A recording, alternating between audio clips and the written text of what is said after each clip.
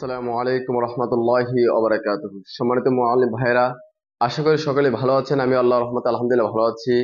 আমরা ইতিপূর্বে শিখেছি যে নুরানি পদ্ধতিতে বাংলা 50টি বর্ণকে লেখার সুবিধার্থে 11 ভাগে ভাগ করা হয়েছে। সেই 11 ভাগের 10 নং ভাগের বর্ণগুলো কিভাবে ব্ল্যাক বোর্ডের মধ্যে লিখতে হয় আমরা শিখেছি। আজকের পর্বতে আমরা শিখবো যে 11 নং ভাগের বর্ণগুলো কিভাবে ব্ল্যাক বোর্ডের মধ্যে লিখবেন। মনোযোগ সহকারে ভিডিওটা না টেনে শেষ পর্যন্ত দেখতে থাকুন। আশা করি ইনশাআল্লাহ আপনি এখান থেকে খুব সুন্দর বাংলা 11 ভাগের বর্ণগুলো লেখা শিখতে পারবেন। তাহলে চলুন আর কথা না বাড়াই আজকের পর্বতে চলে যাই। 11 ভাগের বর্ণ হচ্ছে যে 4টি: খণ্ডত, অনুস্বার, বিসর্গ, চন্দ্রবিন্দু। এই ভাগের বর্ণগুলো সবগুলোই সহজ, একটু মনোযোগ সহকারে খেয়াল করলে আপনি সুন্দর লিখতে পারবেন। যেমন দেখেন, এই খণ্ডত, আপনি যদি একটু ছোট করে লেখেন বর্ণটা, যেমন দেখেন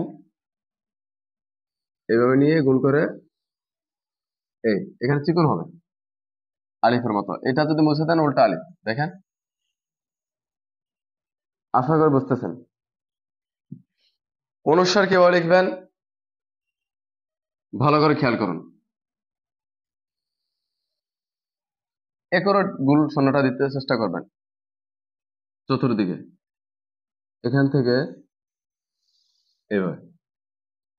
এটা অনেকে দিতে পারে না, এটা না দিতে পারলে লেখাটা সুন্দর হবে না। যেমন এই দেখেন, আস্তে আস্তে চিকন হবে, আস্তে আস্তে চিকন হবে।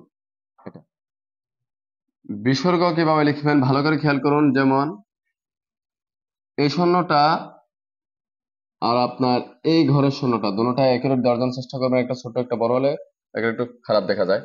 এটা হচ্ছে বিসর্গ। চন্দ্রবিন্দু কিভাবে লিখবেন ভালো করে খেয়াল করুন। এখান থেকে নিয়ে এইভাবে, এটা হচ্ছে চন্দ্রবিন্দু। এটা যেহেতু বর্ণের উপরে থাকবে, এটা আপনি এক এক রকম দিতে পারেন, এক একজন এক এক রকম দেয়। যেমন অনেকে এরকম নিয়ে এরকম দেয়, মানে এখান থেকে নিয়ে এখানে আসতে চিকন হয়ে যায় এরকম। আপনি আবার নুনের মতো দিতে পারেন, এইভাবে একটু চ্যাপ্টা করে নিয়ে এইভাবে নিয়ে এভাবে দিতে পারেন। এটা যেহেতু বর্ণের উপরে থাকবে আপনি যেভাবে খুশি সেভাবে দিতে পারেন। এভাবে দিলে লেখাটা সুন্দর হবে।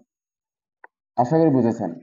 এখন আমরা শিখবো খণ্ডত, অনুস্বার, বিসর্গ, চন্দ্রবিন্দু কিভাবে এক লাইনে লিখতে হয়।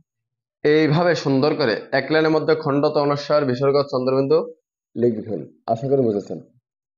যদি ভিডিওটি ভালো লাগে অবশ্যই লাইক, শেয়ার, কমেন্ট করতে ভুলবেন না। যদি আমার চ্যানেল নতুন হয়ে থাকেন অবশ্যই চ্যানেলটি সাবস্ক্রাইব করে রাখবেন আর পাশে থাকা বেল আইকনটি অন করে রাখবেন, যাতে করে আমি নিত্য নতুন ভিডিও আপলোড দেওয়ার সাথে সাথে আপনার মোবাইলে সর্বপ্রথম পৌঁছে যায়।